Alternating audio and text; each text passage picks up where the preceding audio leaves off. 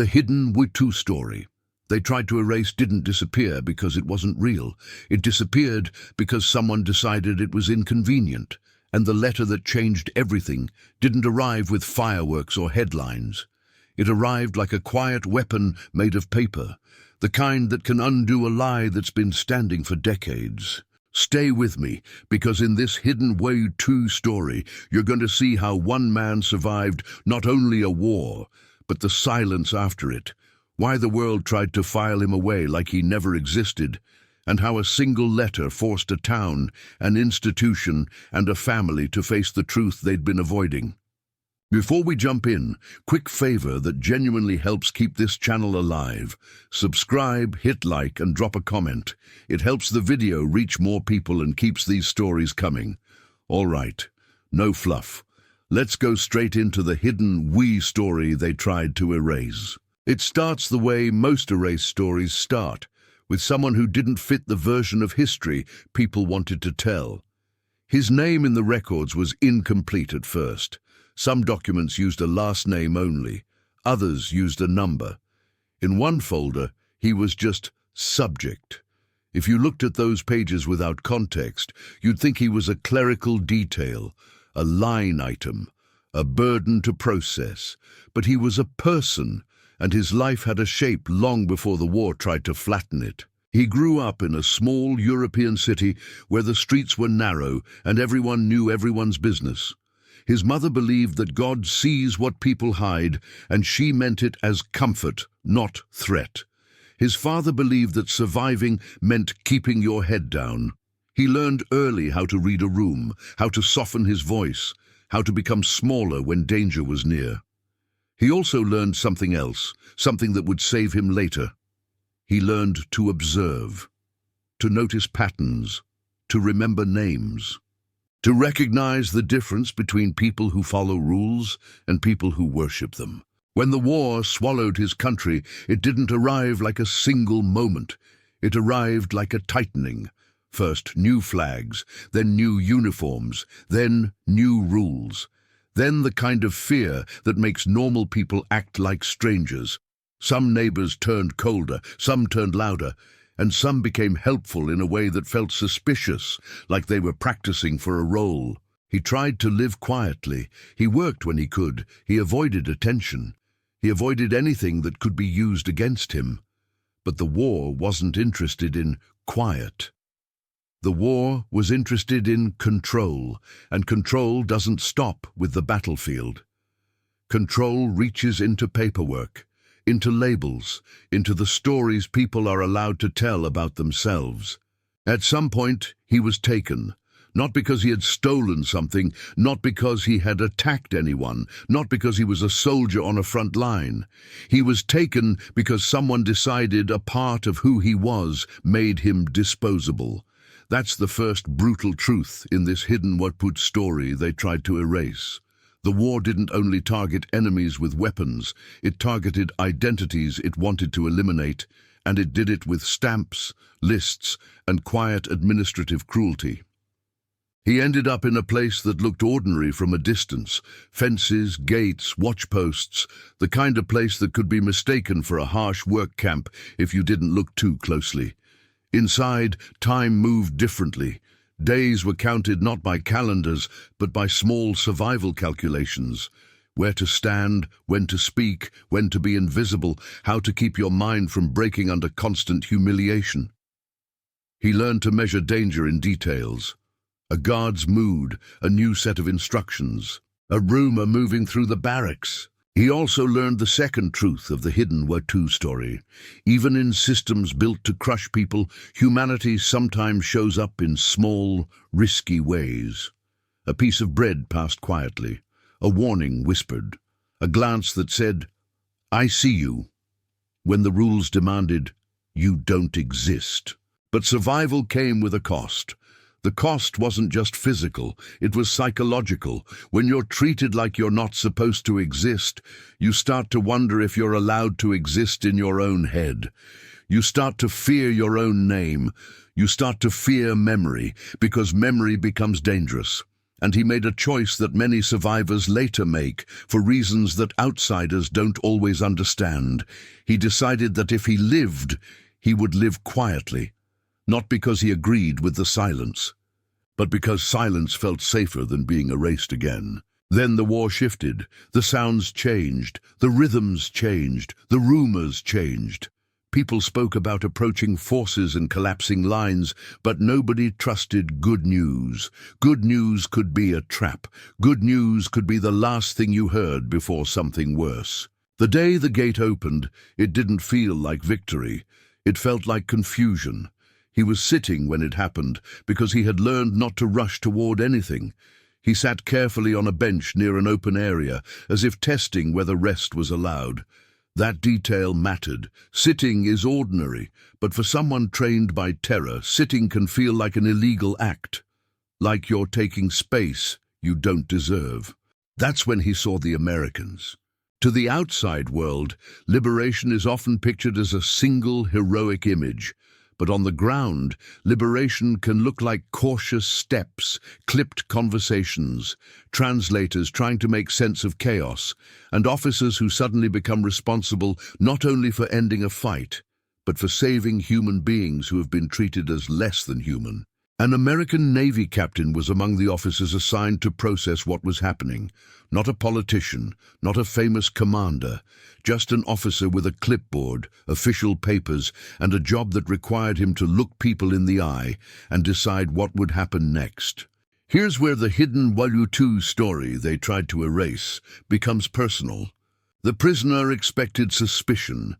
He expected harsh questions. He expected to be treated like a problem. He had been taught that power always punishes. And when he saw uniforms again, even different uniforms, part of him braced for more of the same.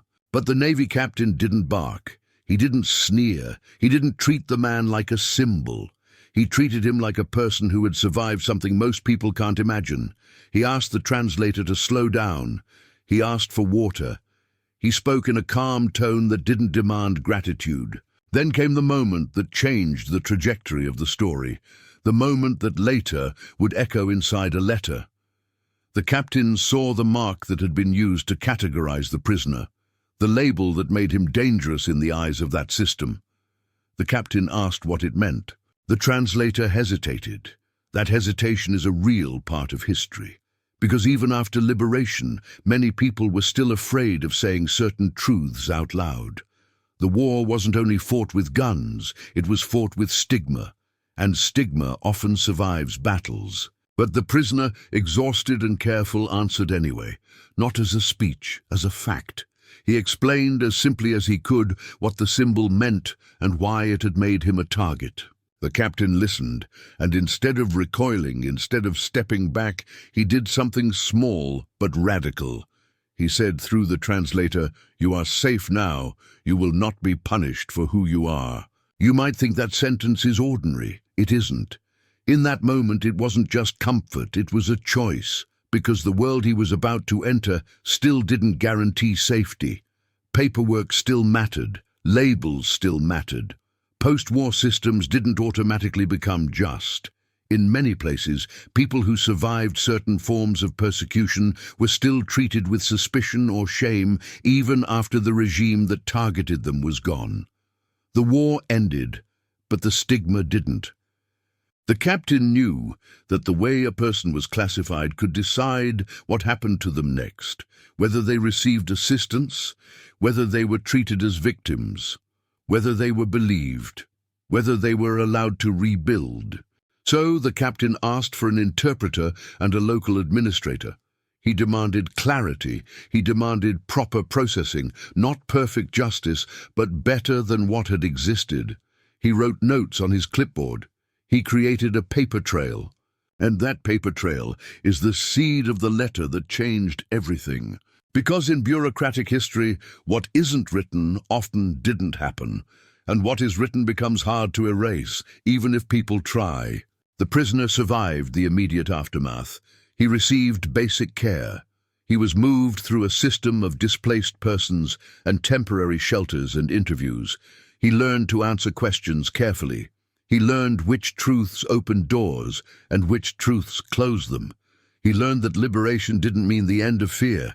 It meant fear changed shape. In a new town, in a temporary room, he started over. He didn't speak much about where he had been, not because he forgot, because he couldn't risk what people would do with the truth. He found work when he could. He ate when he could. He tried to become ordinary. But ordinary didn't fit him anymore. Ordinary is what you are before you learn how quickly people can turn on you. Years passed. The world rebuilt, streets filled with new cars. People married, people had children, schools reopened, flags changed. But the story of people like him stayed in the shadows. Not because there was no evidence, but because societies often choose comfortable narratives. They pick heroes that are easy to celebrate. They pick victims that are easy to sympathize with. Anyone who complicates the story gets pushed aside. That's why this hidden WWII story. They tried to erase matters. Erasure isn't always loud. Sometimes erasure is a quiet agreement to stop mentioning someone. Then the prisoner died older than anyone expected he would. Not old, not surrounded by crowds, just older, with a small box of documents in his home. A box he rarely opened. Inside were a few photos, a few papers, and one folded letter. He had written it years after the war, but he had never sent it. The letter wasn't a complaint, it wasn't a cry for pity. It was a record, a statement of what happened and why it mattered. He wrote it because he feared that when he died, his story would die with him. He wrote it because he wanted someone someday to know that what he survived was real. He addressed it to someone he didn't truly know, but never forgot, the American Navy captain. The letter was plain and careful. No dramatic language, just details, the date, the place, the moment of the gate, the bench, the captain's calm voice, the line that gave him his first real breath in years. You will not be punished for who you are. He wrote in the letter that those words didn't only help him survive the next week, they helped him survive the next decades. Because a life can be saved by food, but it can also be saved by dignity. By one person treating you like you deserved to live. He never mailed it. Maybe he was afraid. Maybe he thought it was too late. Maybe he didn't know where to send it. Or maybe he believed that the act of writing was enough to anchor the truth somewhere in the world. The box was found by someone who didn't know what they were holding. A relative, a neighbor, an estate organizer, someone sorting through old belongings. At first, the papers looked like nothing. Then they saw the name. The captain's name was on one document, stamped faintly, because the captain had signed a processing record. That was the paper trail he'd created without knowing what it would mean later. The relative, curious, took the box to a local archive. The archive was understaffed and overworked, like many archives are. The clerk looked at the documents and put them in a folder marked MISC. And that might have been the end. But history has a strange habit. When a truth is waiting long enough, it sometimes finds the one person who won't let it stay buried. A young archivist, new to the job, hungry to do it right, opened the folder weeks later. She wasn't chasing drama. She was cataloguing. She read the letter. She noticed the careful dates. She noticed the tone. She noticed that the prisoner wrote with an insistence on precision, like someone who knows that if he makes one mistake, people will use it as an excuse to dismiss everything. She did what good archivists do. She verified. She cross-checked. She looked for the captain's unit logs. She searched for the name. She found the signature in official records. Not a headline, but a match. She found evidence that the captain had been where the letter said he had been. And now the hidden WWII story they tried to erase had a spine, documentation. The archivists faced a problem that wasn't just technical, it was social. Because once you identify a story like this, you have to decide what to do with it. You can file it away quietly and protect your job. Or you can bring it into the light and risk backlash from people who don't like complicated truths. She chose the light. She contacted a historical society. They reached out to American archives. Eventually, after months of waiting and paperwork, they found something. The captain's family had donated his papers after he died. His letters, his journals, his photographs. Buried in those papers was a small entry about the day of liberation and a note about a prisoner who had been classified in a way that made the captain uncomfortable. The captain wrote that he had argued with an administrator about how the man would be treated after liberation. He wrote that freedom means something or it means nothing. Now the story had two sides of evidence, the prisoner's letter and the captain's record. That is the moment the letter changed everything, because it did what letters do best. It connected lives across time. It forced a confrontation with truth. It made erasure harder. The Historical Society decided to hold a small event, not a grand ceremony, a modest presentation about overlooked victims of the war and the importance of accurate archives. The archivist planned to read parts of the letter aloud, carefully, respectfully, without sensationalism. Word got out, and with word came resistance. Some people asked, why bring this up now? Why complicate the story? Why focus on this? Shouldn't we keep the narrative clean? Those questions sound polite, but you can hear what they mean underneath. This doesn't fit our preferred version of history. But the archivist had something stronger than opinions. She had paper, she had dates, she had signatures, she had truth. At the event, the room was small. Folding chairs, a projector screen, a few local officials, a few students, a few elderly people who had lived through the war era as children, and a representative from an American veterans group who had come because the captain's name was mentioned. The archivist read the line from the letter, "You will not be punished for who you are." The room got quiet. Because whether people admit it or not, there's something disarming about goodness in a brutal time. People expect war stories to be only about strategy, only about conflict, only about power.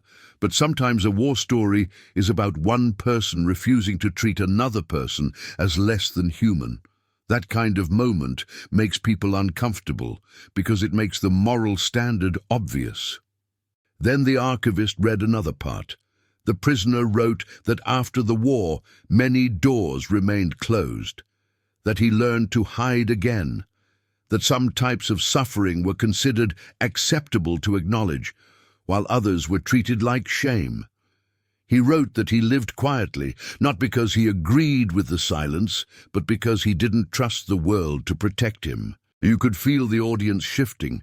This wasn't a distant story anymore. This was a mirror held up to society. After the reading, a man in the back stood up.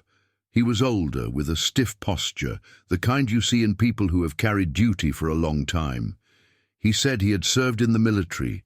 He said he grew up hearing that the war was simple, good versus evil. He admitted he had never considered what happened to certain survivors after liberation. He said quietly that he was grateful the captain had done what he did. Then a woman spoke up, voice trembling, and said something that landed like a confession. "My family knew him, the prisoner. We lived near him. He was always kind, and we never asked." That's what erasure does. It makes decent people complicit in silence without realizing it. After the event, the local paper wrote a short article. Not sensational, just factual. But the article was shared. Then it was shared again. A bigger outlet noticed. A historian asked for interviews. The captain's family was contacted. The archivist received messages from people who said, "My relative had a story like this too." The letter created permission. It created a doorway for other hidden stories to be spoken. That is why the letter changed everything. It didn't only restore one man's humanity. It cracked the wall of silence around an entire category of lives. Months later, something happened that felt almost impossible. A small plaque was placed in the archive. Not flashy, just a note acknowledging that the archive held documentation of people persecuted in multiple ways during the war, and that their histories mattered. The prisoner's name, once incomplete in records, was restored as fully as they could restore it. The archivist wrote his story into the official catalogue. The story was no longer myth. It was real history. And then, in a moment that felt like a final answer to decades of erasure, the American Veterans Group sent a letter back. The captain's grandson wrote it. He said he had never known that his grandfather's quiet decisions had saved someone in such a deep way. He said their family had always respected the captain as a man of discipline, but now they understood him as a man of conscience. The grandson wrote that he had placed a copy of the prisoner's letter with his grandfather's papers, so that anyone who studied the captain's life would understand what mattered to him. A letter answered by another letter across time. This is the kind of ending people call surprising. But it's not surprising because it's dramatic. It's surprising because it's good, because in a world where hidden stories are often buried, the truth rose anyway. Because in a world where people are often forgotten, someone remembered. And I want you to sit with the real lesson of this hidden WWII story they tried to erase. It isn't only about what one regime did. It's about what societies do after. It's about who gets to be included in the story of survival. It's about whether we believe that every human life deserves dignity, not only the lives that fit our favorite narrative. If you believe God is a God of truth, then truth matters even when it's inconvenient, especially when it's inconvenient. And maybe that's why stories like this hit so hard, because they remind us that history isn't only built by the powerful.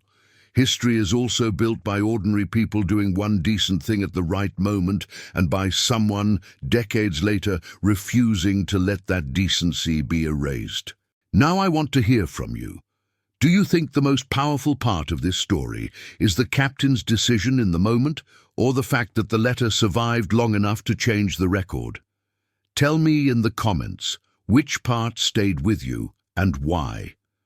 And if you want more stories like this, true, human, and hard to forget, subscribe, hit like, and leave a comment. It helps more than people realize, and it keeps this channel alive.